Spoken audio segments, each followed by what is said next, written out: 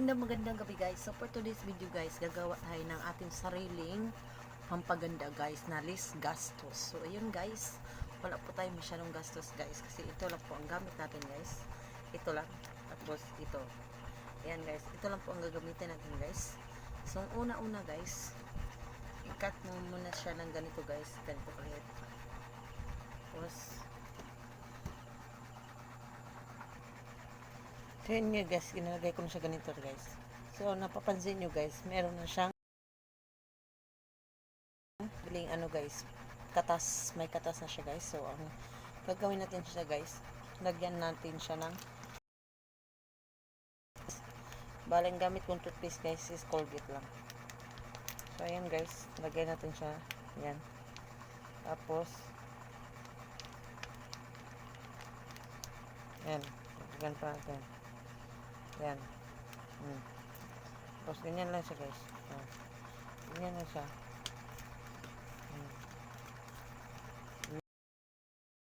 Ganyan lang. Halo-halo na siya guys. Yan. Halo-halo na siya. Tapos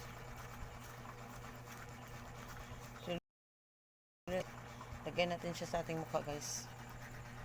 Yan. Lagay na po natin siya sa ating mukha.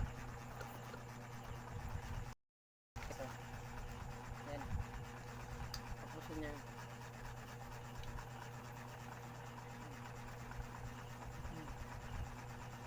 Yan siya guys.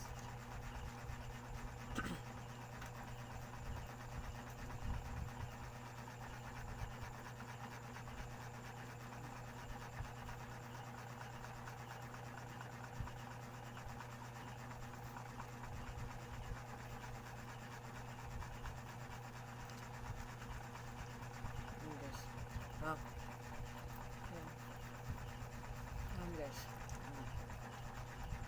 Babad lang siya natin ng 10 minuto guys. 10 minuto natin siya ibabad sa ating mukha guys. Yan guys. Yan. Kasama ng ating buhok guys. Yan.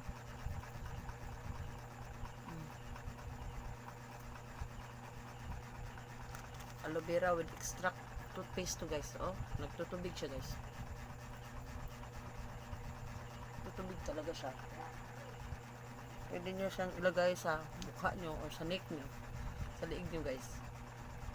Tapos tininin nyo. Yan.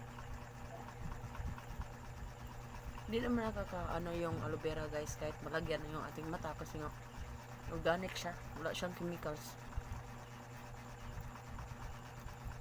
Yan. O, diba? Diba? Yung kinis.